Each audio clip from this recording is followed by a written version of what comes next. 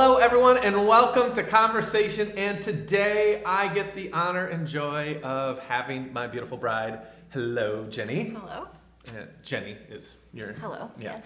So I have all these little phrases that I kind of kick out all the time in our home. And one of them I've kind of deviated. I quit saying as much. It's just a season. Right? So Yes. when I would say that, why don't you help people understand why that was a common mantra of me, and what Yes. did that lead to in our relationship of, hey, it's when this season's over, it's just a season. Yes. Well, I think it started because when we started the church, we had young children, babies. Didn't even have them all at that point. They all kind of came as We had we to grow started. the church. Right, we had, yes. And so it was one of those where we were in that baby season. So that kind of became the language that we used for, it's really crazy right now, but it's just a season. Just hold on. But then it started applying to all sorts of things, not just family, or it was, well, maybe I'll have this and this and this and this to do, but it's really just going to be a season, and then it'll calm down, we'll get a rhythm. Or could you do this for me and this project, and it'll just be a season. And then it started getting to be there was just one season and then another season, and I didn't know when they started or stopped, and so it kind of became a joke in that there really never was just a season. It was just kind of like one long crazy season. so you I think you said at one point that you can't have 4 years of a season. Yeah, I feel like a season really inherently in that word indicates there's an end to Right. it. And, Yes. and we found ourselves not only having one season enter into the next, but sometimes they would blur and actually even overlap. Yes. Right. And I'm not sure, sometimes that probably was on us, and that we didn't just pause and step back and think, oh, is this done? Or, but things are moving too quickly to even so. Right. And so you brought voice to not Well, in anger. I just laughed at you. Yeah, well, right. When you started saying But but yes. I think you just said, when is it not a season? Right. And it was the first time I hit pause on is our schedule out of control? Yeah. It took me 10 years to recognize it's out of control.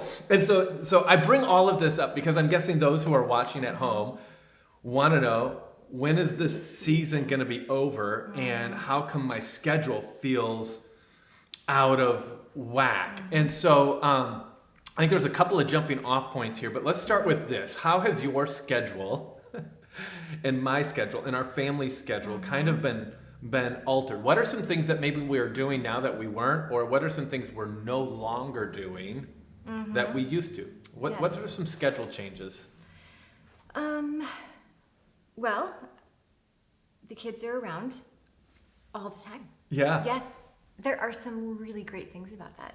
So one thing that we are doing that we weren't doing before because we had the limitations of a school schedule, we have 2 children that like to wake up early and they are ready to go. And then we have 2 children who like to sleep in.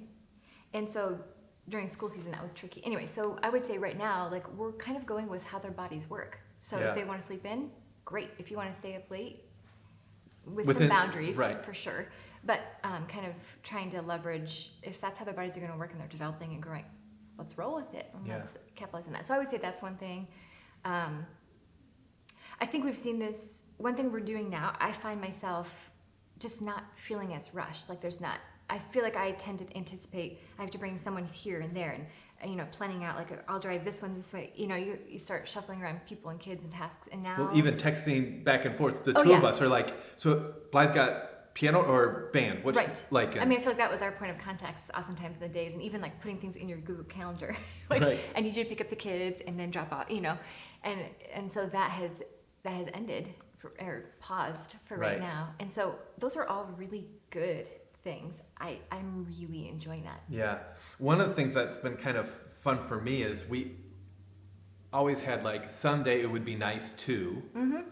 And we're kind of living in some of those some days. And I think it might be short-lived. It might actually even go away. Game night is almost every night Right. now. Yep. Family meals have always been pretty a high value of ours, but it's really just Well, they have no other choice, so. yeah, right. But I think we've implemented devotions now. Yes. And watching our kids each kind of grab their own devotion, like this unique season has actually presented an opportunity for us to do something we've always said it would be nice to figure out how to create that, and it's happening. It's happening, yes. Um, And all of our children now know how to clean a toilet. there it is. I biggest, celebrate that. yes, Yeah. it's so good. Yeah. All right, so there's that kind of season. We're in it right now with what's going on, but I think there's another element. Our family operates both with a school calendar and a church calendar, right? And so like church dictates some things, like for us holidays, Easter, like it's not coast into, you're shaking your head no already. Yeah. What's tricky about having both a church calendar and a school calendar is I think our kids and we feel the ramp up to a school week and all the activities and all that brings up. But then the weekend is not, I don't claim to think that everyone's weekends are just easy peasy because I know what their schedules really are. But I mean, it's like an emotional, it's a spiritual, there's a build up into the weekend. And then out of that, then when you put energy in, there's like a release of energy at the backside of that. And so it's just it's an interesting, you're gearing up for a weekend and then recovering from a weekend, and the kids then have school in the midst of all that. We're trying to facilitate all of that. So that's an interesting. So here's my guess. I'm wondering if there aren't other people. They might not have my job, Right. but their reality feels like, there's that tension. So where did you kind of find some anchoring in the midst of he's ramping up, they're coasting down, they've got to ramp up, he's coasting down? Where are you in the midst of a lot of this? I know, I want them to know. I'm glad you know, because I'm not sure I know. That's tricky. Where am I in the midst of that? I would say, I'm not sure this really answers it, but in thinking about this season, I do think it has forced me to learn a lot more about myself. Okay. So I think the best way for me to navigate the ramp ups and ramp downs and who needs what when, I have to be so much more aware of myself to be able to give and respond. Does that make sense? So you need to know what your Where's my threshold? How do I fill up? How do I recharge? Or how do I that's a hard thing for me to answer for myself. So I can't expect our kids to know that for themselves either. So, no, you really do just need to go and have some alone time. You just need alone time, but they don't seem to want that. But anyway. Okay, so help me. What are a couple of things you have learned or discovered either recently or in the past that have filled you up or recharged you? Worship music for me, and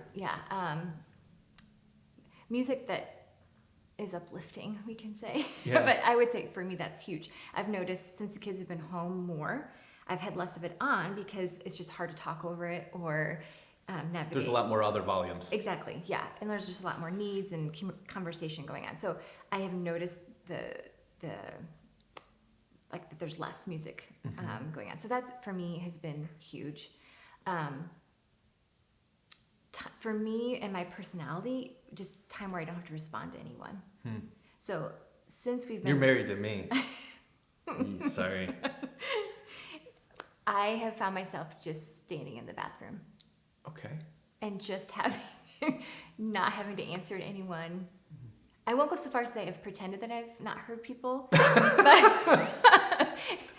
I it's just crossed your mind. Yeah, no, I have found that there's just space for me in this season.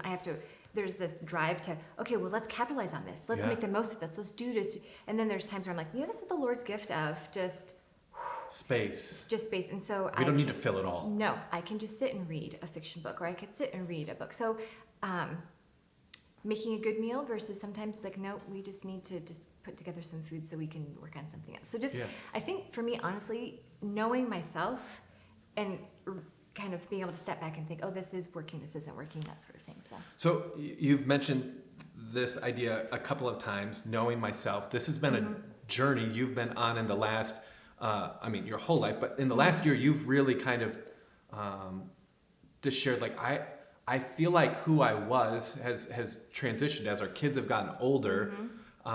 You're less having to react and respond to kids' needs. They're becoming more self-sufficient. And so it's kind of had you I think, brought voice to like, whoa, I'm trying to figure out who I am in this. We're in a new season. We're in a new season, right? So I wasn't totally wrong. And one of the things that you said has been super helpful is this kind of tool or the Enneagram. And if you're not familiar with the Enneagram, it is kind of, it's a poor definition, but it's a little bit like a personality type, but it's not. It's far more intricate than that. And you've recognized that you are a 9. There are 9 different numbers. Can you tell us a little bit about how identifying the 9 in you and what that has maybe awakened in you, or what it's kind of helped you process? It's funny that you use the word awaken, because I think a 9 kind of, one of the things that I find really great about the Enneagram is it can describe kind of, so a 9 is a peacemaker. Okay. So pretty much a lot of what I do in life is to make sure there's peace and harmony and things are fitting together and everyone's kind of okay. The downside to that is you can become asleep to what you need. Asleep to what you need. So So the term that you use is often sloth, but really it's just an unawareness of what you need because you're trying to make sure that everything else is okay. And so what that has allowed me to do is to know, I try and zone out. So when, like I talked about, just going into the room and just being alone, sometimes that's necessary for an introvert, but also that can be a coping mechanism of I'm just gonna veg or Netflix for hours, which I don't do, but that can be kind of the tendency of a peacemaker. I have found that with the kids home, I wear their conflict a lot. And so I have to emotionally recover all the time when there's just this constant banter, because in my head, if something's not going well, you just kind of let go of it, or you find a solution, and kids don't do that as easily. No, but I did come across a good idea today. Okay. I was talking to our friend Josh. Okay. Common. Yes. And they have set up for their children a survivor challenge where they are allowed, I think it was something like 9. Did it kick someone off the island? 9 items each. Okay. And they all have to go on the trampoline, and whoever can stay there the longest wins. And he's thinking that they have set the reward high enough that they might be there all night. And he said it could just be the best day for he and his wife ever. So I'm just gonna offer that out to all of you. Yeah. Set the reward high enough that they might survivor a long time. Yeah. But no, so you wear all of that.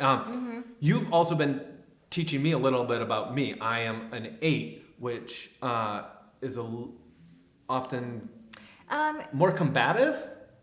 Well, I don't know.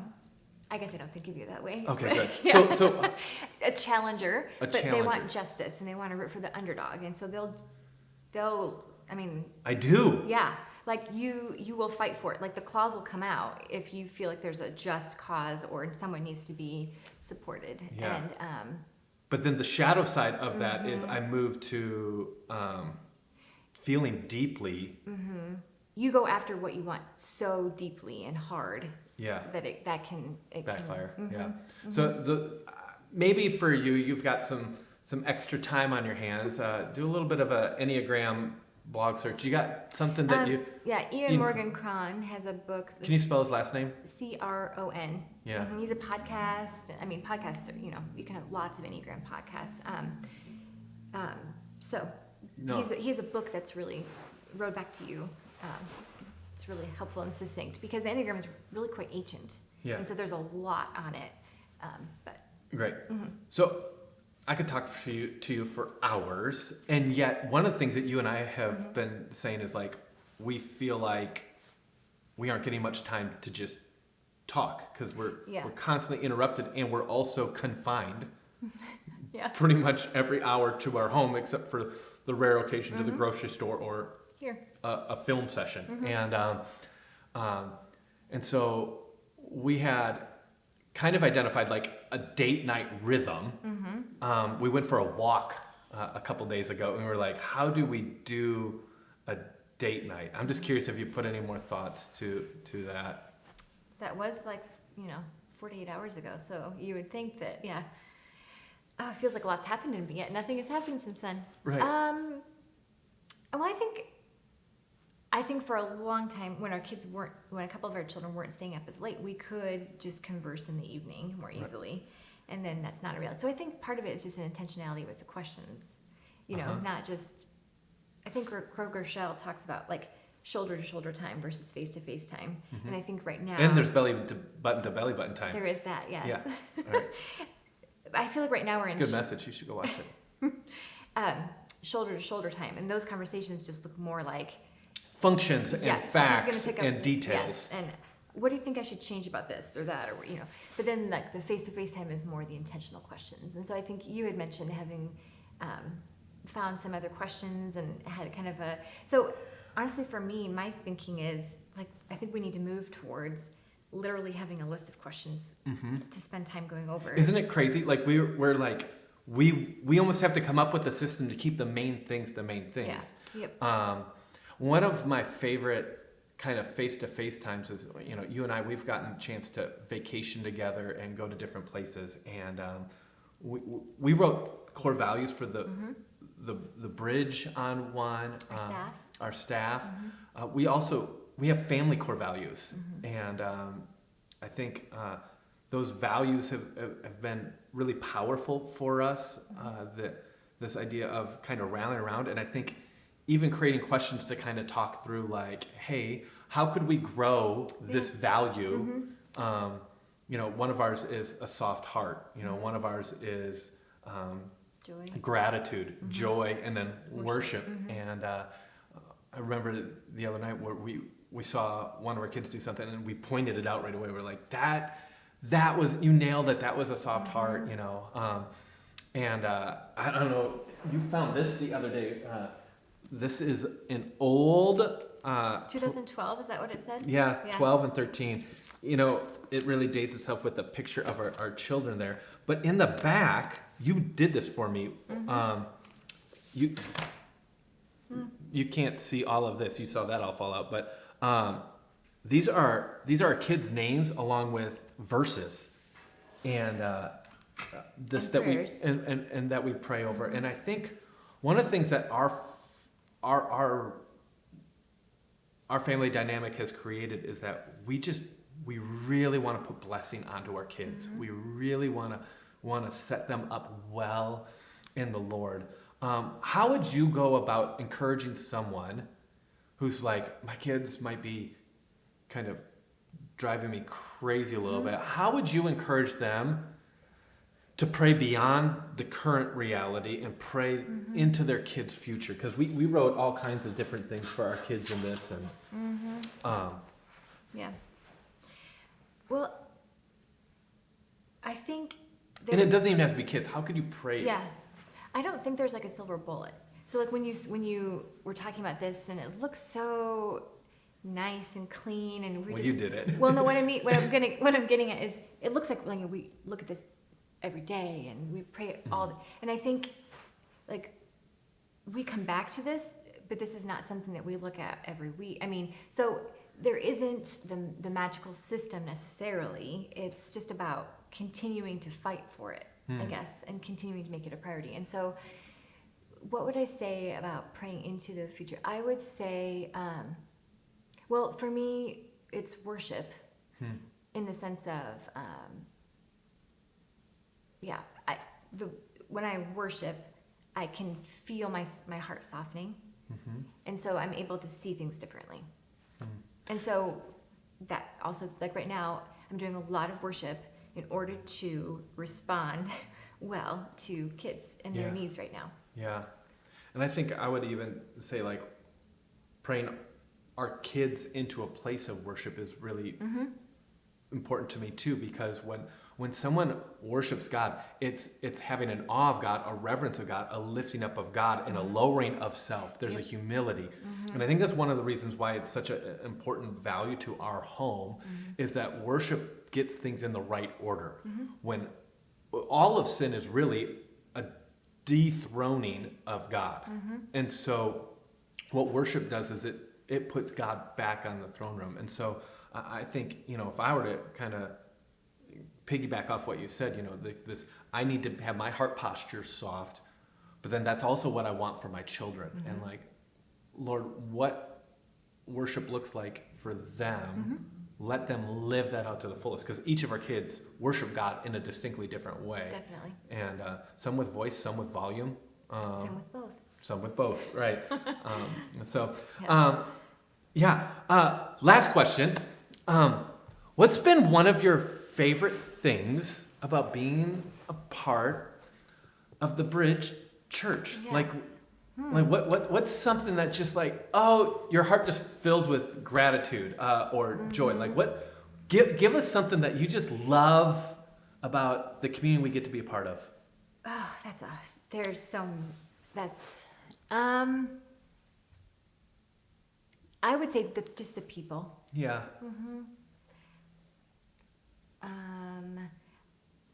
Yeah, just the steps people take, the trust they have, like the excitement for when they see God move in their life or in someone else's life that they. I don't know if they could see. I can see it in your eyes. Just this. Yeah. You got like a tenderness, and I think that's what's crazy is we didn't come here to be a part of an organization. We just came to love people, and thanks for being a part of so much of what it is. And well, in this conversation, we conclude with just saying we love you, and we look forward to seeing you next time.